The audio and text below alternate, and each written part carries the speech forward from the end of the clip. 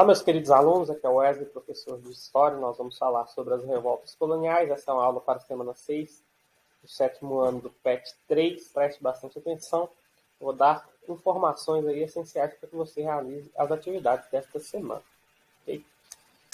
A primeira revolta que nós vamos verificar, o PET colocou em ordem cronológica, inclusive, é a revolta de Beckman. Nós sabemos que no período aí entre 1580 e 1640,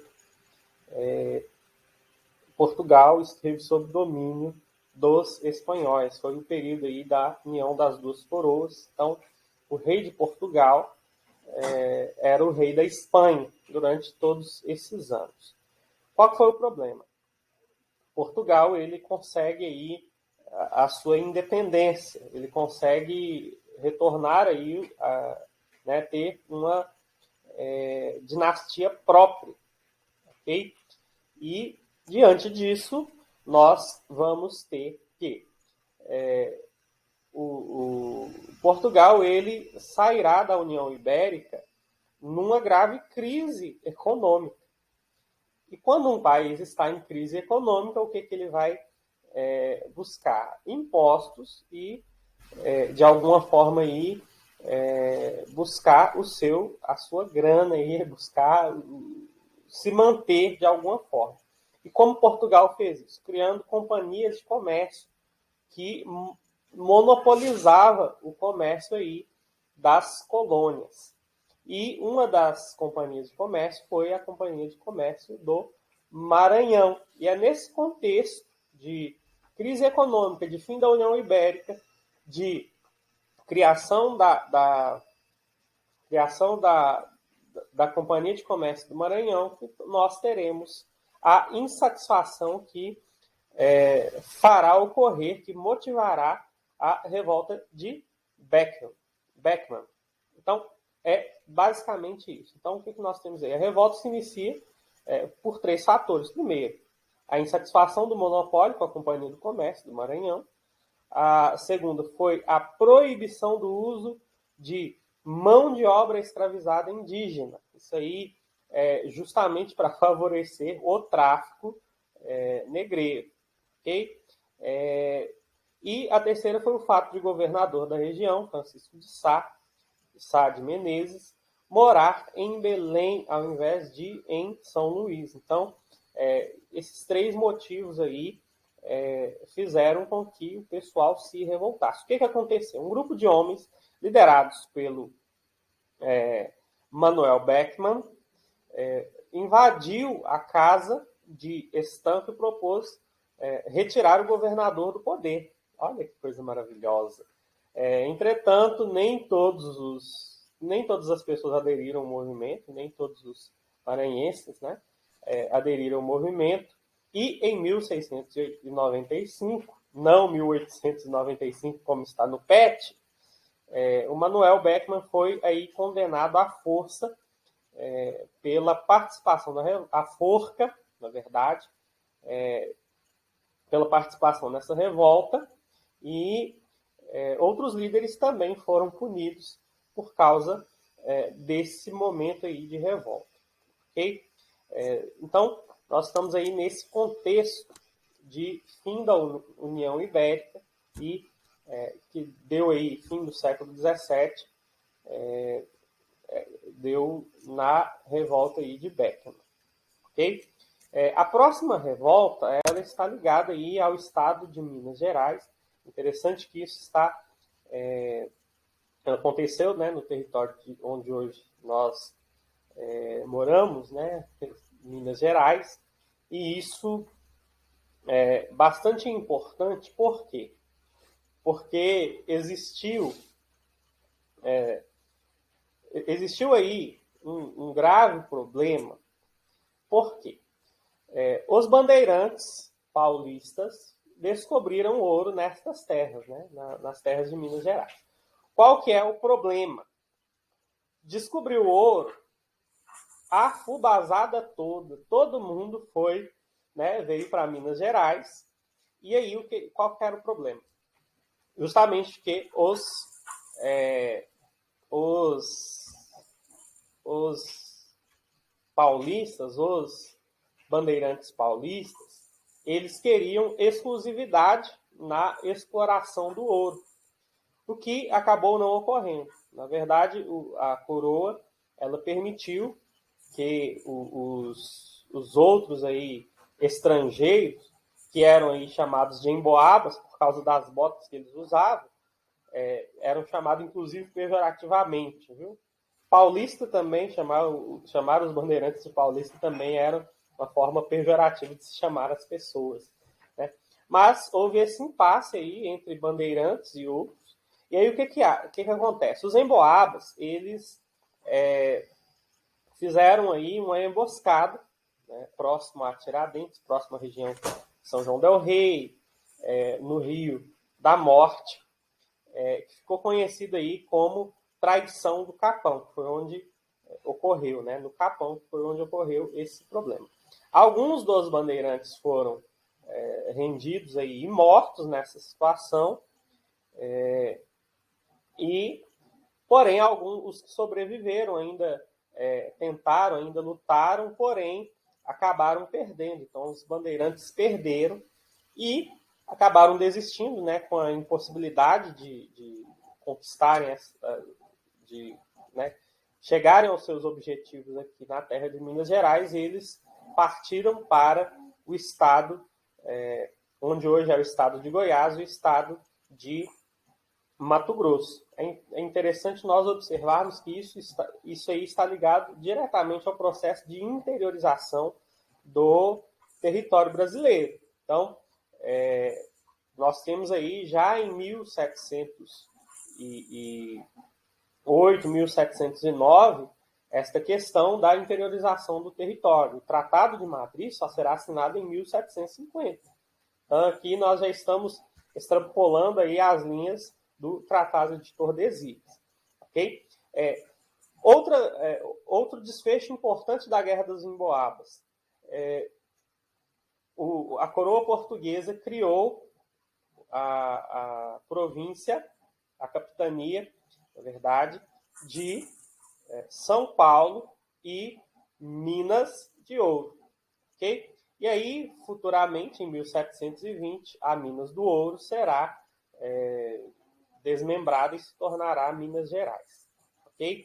Então, houveram esses desenrolares aí, houve uma guerra em Minas Gerais em que os paulistas saíram perdedores. Então, é importante, né, nós salientarmos isso. Uma pessoa aí que está ligada a uma grave situação aí que acabou vindo à tona aí, é a questão do Borba Gato. O Borba Gato, ele é uma das lideranças dos bandeirantes que lutaram na Guerra dos Emboabas. E, né, recentemente nós tivemos aí numa manifestação uma estátua do Borba Gato sendo queimada, né?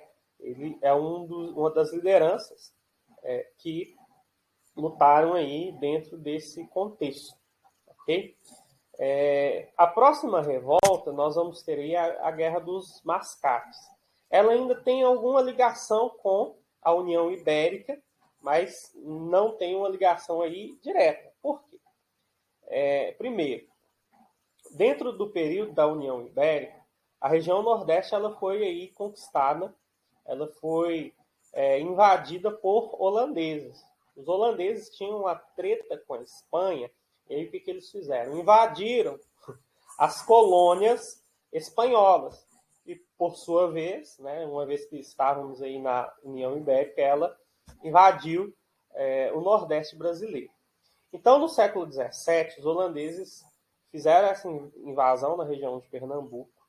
E isso favoreceu bastante a cidade de Recife, favoreceu também a questão aí açucareira.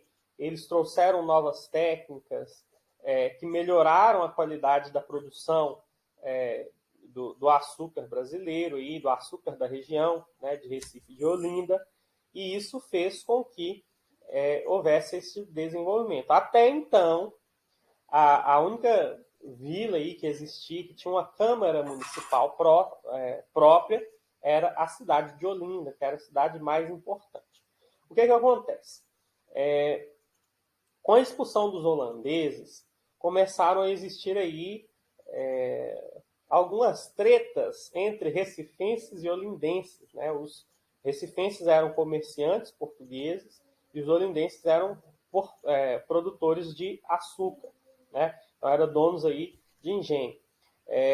Os açucareiros eles precisavam do dinheiro dos portugueses para investir na produção, uma vez que os holandeses foram expulsos e buscaram aí, foram para as Antilhas, que começaram a produzir um açúcar melhor do que os olindenses começaram a precisar de dinheiro. O que eles fizeram? Como eles estavam né, com o poder nas mãos, ou seja, com a Câmara Municipal nas mãos, o que eles fizeram? Aumentaram os impostos.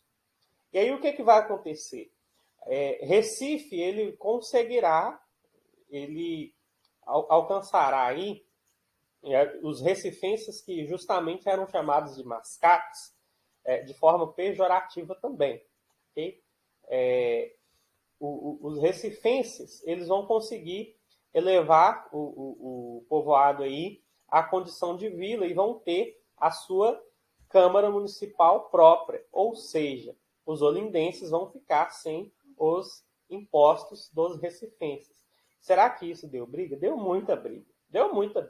Então, ocorreu aí um problema com essa questão dos impostos e o problema também com a definição das fronteiras entre uma cidade e outra. Né? Talvez, se você não sabe, Olinda e Recife são cidades aí vizinhas, né? Bem avizinhadas. São cidades históricas aí que estão ligadas uma à outra. E aí o que vai acontecer? No ano de 1710, os donos aí dos engenhos vão invadir Recife. E aí, semana depois, os recifenses vão conquistar a cidade apoiados por outras capitanias. O rei vai nomear José Félix de Mendonça como um novo governador de Pernambuco e também decide transferir a sede do governo a cada 6 meses para cada uma dessas cidades, sempre alternando. Okay? Uma entre a outra. Então, o poder estaria 6 meses em Olinda e 6 meses em Recife. Esse é um desfecho maravilhoso para uma guerra. Né? Para ninguém ficar com ciúme de ninguém. Né? Parecendo a mãe com os filhos. Né? Mas, enfim. Um outro conflito que nós vamos ter aí é justamente ainda também na capitania de Minas Gerais, aí em 1720, é a revolta de Filipe dos Santos, também ligada à questão aurífera aí, também ligada à exploração do ouro. O que acontece? Quando se descobriu o ouro em Minas Gerais, a coroa logo buscou aí fazer arrecadar um imposto. Então, começou a arrecadar um imposto aí dentro do contexto aí de descoberta do ouro. Então, começaram aí a existir casas de fundição para que a coroa portuguesa ficasse aí com 1/5 da produção do ouro que era encontrado nas Minas Gerais. O que acontece? Os garimpeiros aí deveriam levar o ouro em pó ou onde ele era derretido e transformado em barra, e aí seria retirado esse 1/5, ou seja, 20% da produção do ouro. Essa cobrança e outras formas de controle deixaram a população insatisfeita. Então a galera ficou insatisfeita, né? E aí começaram a existir também aí práticas de contrabando. Por exemplo, você tinha inclusive aquele ditado, né? O santo do pau oco. Você tinha imagens de santos que eram usadas para o contrabando. Então você pegava uma imagem de santo que tinha um fundo oco por dentro, né? Por dentro ela era oca, então você enchia de ouro e estava ali transportando a sua imagem de Nossa Senhora da Conceição, só que ela estava cheia de ouro. Então isso foi é o que nós chamamos aí de santo do pau oco. Hoje nós usamos isso para significar uma pessoa que é hipócrita, né? Um santo do pau oco. Então existia o contrabando dessa forma. E aí o que acontece? O governador da época enviou as tropas para verificar essas suspeitas, né, da existência de contrabando. E aí um grupo de comerciantes mineiros, que foram liderados por um mineiro aí, chamado Felipe dos Santos, atacou a residência do ouvidor Mor, que era basicamente o juiz aí, né, o responsável pela aplicação da justiça. Qual foi o desfecho? Né?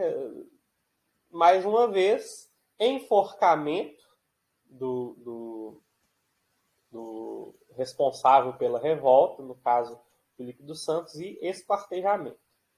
Okay? Esse é o modus operandi aí da coroa portuguesa, então haverão repetições desses acontecimentos aí futuramente. Ok? Vamos para as atividades. Na número 1, vocês vão explicar, né, a relação entre a revolta de Beckmann com a União Ibérica. Na número 2, vocês vão explicar por que paulistas e emboabas entraram em conflito na Guerra das Emboabas.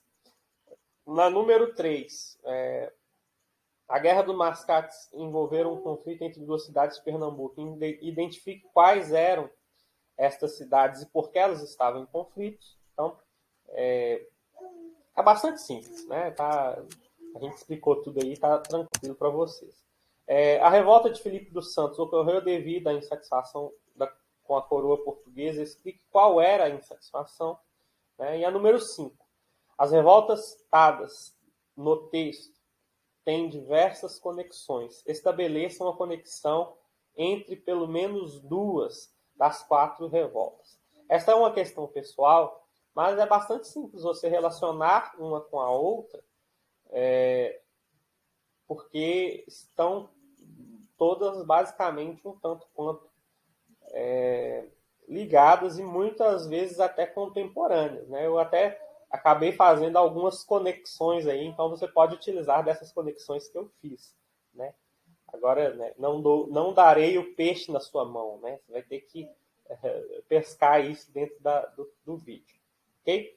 Bons estudos, boa semana. Não se esqueça de se inscrever no canal, de compartilhar esse vídeo e de dar o seu like também, que isso nos ajudará bastante a continuar produzindo e, quem sabe, almejar aí, né, galgar